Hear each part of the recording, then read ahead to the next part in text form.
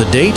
January 14, 2026. While the world was busy with other headlines, the lights were burning late in Washington.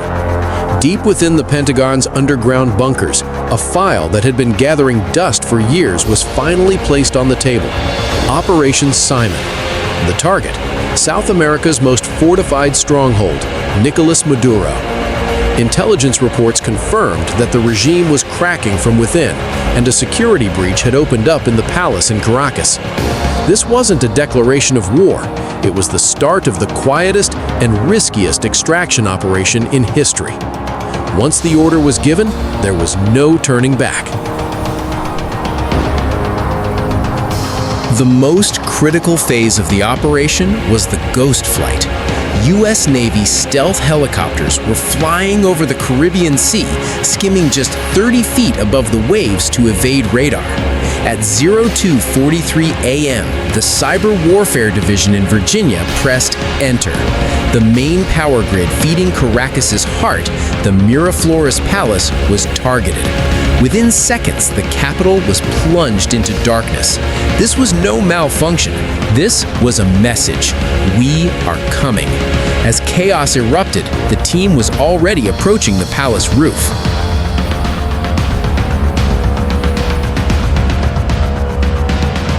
The palace corridors were no longer silent.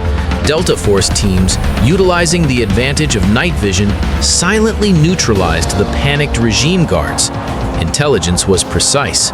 Maduro was not in the bunker in the North Wing, but in his office, busy burning escape plans. However, there was one thing the team didn't know. The palace's elite protection unit, LaGuardia, had set up an ambush in the hallway for a final stand. Conflict was inevitable.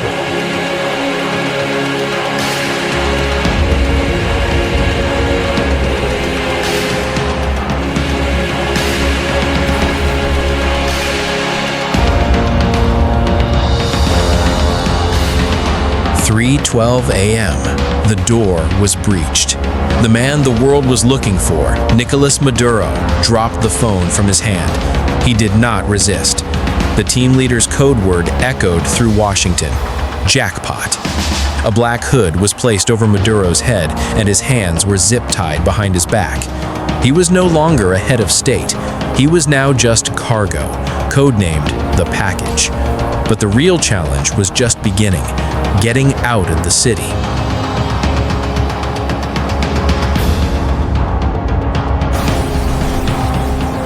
The extraction point was the palace garden, but the Venezuelan army had shaken off the shock.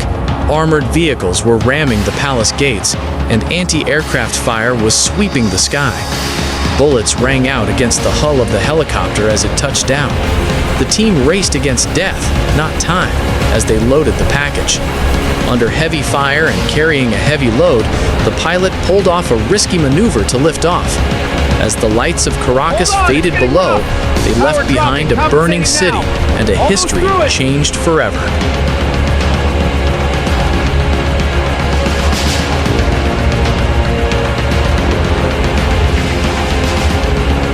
The danger wasn't over yet.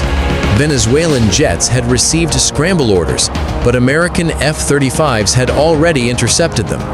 By the time they reached international airspace, the sun was rising over the Caribbean.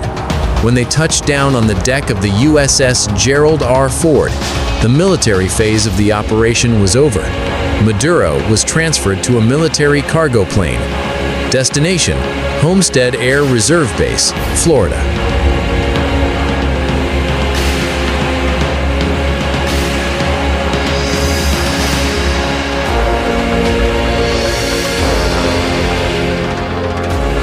At 8 a.m., the world woke up to a shocking headline.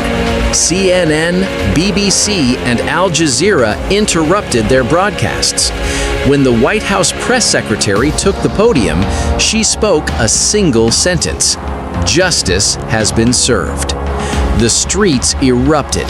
Some celebrated while others protested. But the reality was clear. The balance of power in South America had shifted overnight.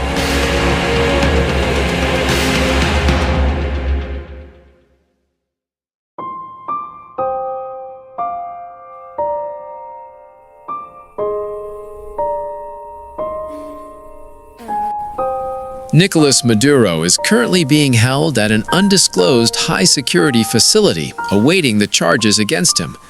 Operation Simon has gone down in modern intelligence history as one of those rare moments where the impossible was achieved. But one question remains on everyone's mind. Who is next? This was Intelligence Classified.